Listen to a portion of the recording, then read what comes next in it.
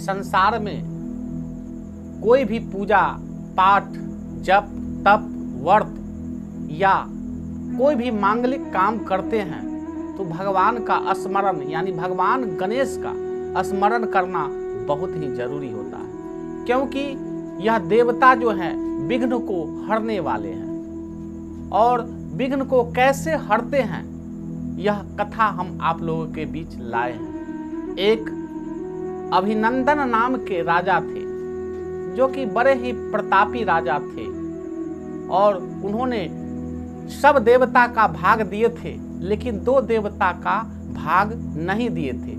एक भगवान गणेश और दूसरा जो थे देवताओं के राजा इंद्र। इस पर भगवान इंद्र काफी कुपित हो जाते हैं और 7 दिनों तक वर्षा देना शुरू कर देते हैं। उसका भी प्रभाव जब जग पर नहीं पड़ता है तब अपने तपोबल से एक दैत्य प्रकट करते हैं जिसका नाम पड़ा विघ्नासुर। विघ्नासुर जो था अब हाहाकार मचा दिया और यज्ञ स्थल में आकर के विध्वंस कर देता है यज्ञ को।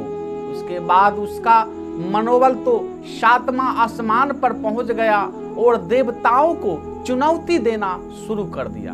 और सभी देवताओं को चुनौती देने के बाद सभी देवता को परास्त कर दिया।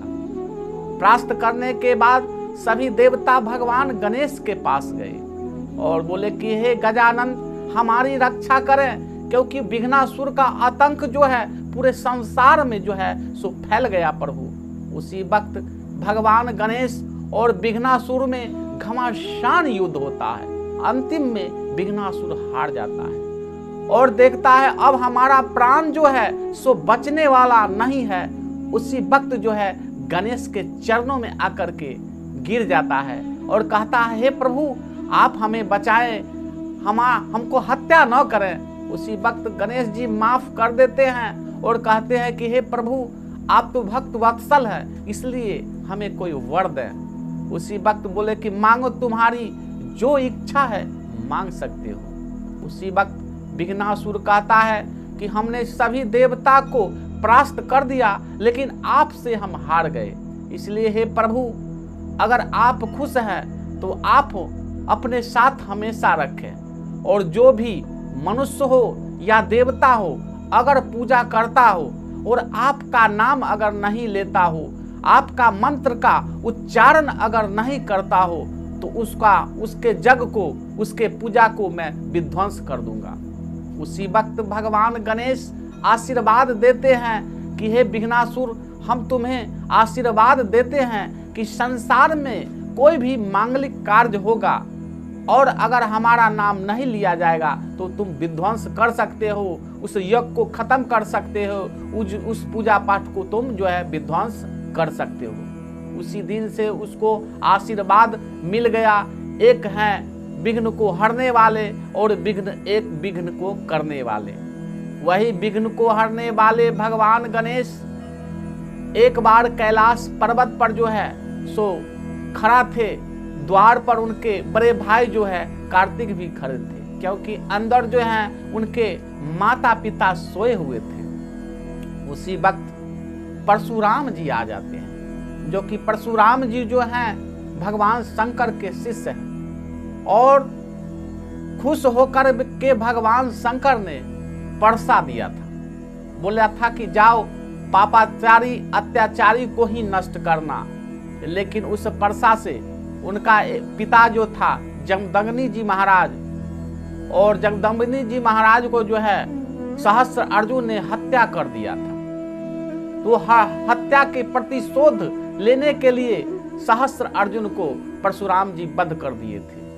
तो यह अभिमान था और 21 बार जो है क्षत्रियो विहीन कर दिए थे, अत्याचारी को विहीन किए थे, सबको विहीन नहीं किए थे। तो वही परशुराम जी द्वार पर पहुंचे हुए थे, तो अंदर जाना जब चाहे उसी वक्त भगवान गणेश रोक दिए और बोले आप अंदर नहीं जा सकते, क्योंकि अंदर जो है से माता सोई हुई है, हमारे पिताजी सोए हुए हैं। तब इस पर परशुराम जी कहते हैं क्या तुम हमें जानता नहीं, मेरा ही नाम परशुराम है और तुम अंदर जाने नहीं देगा।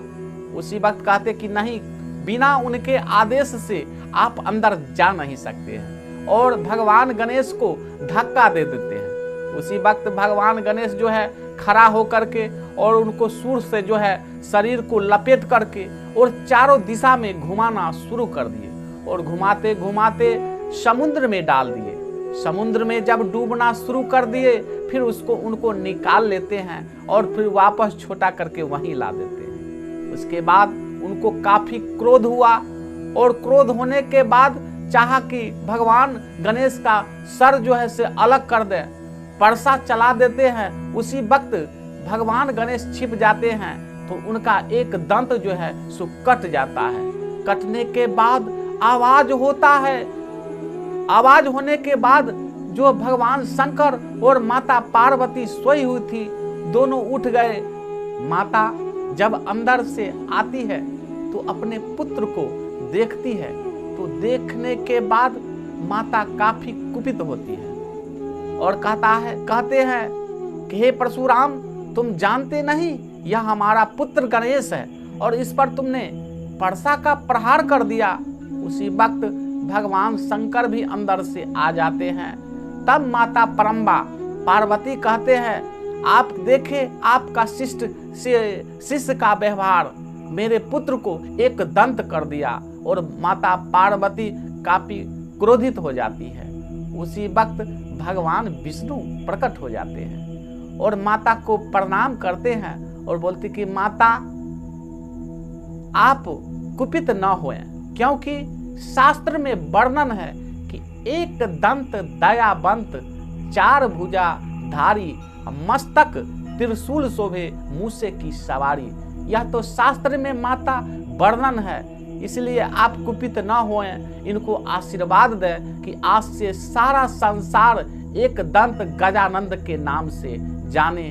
उसी वक्त सब देवता उनको आशीर्वाद देते हैं और उसी दिन से एक दंत उनका नाम पड़ गया।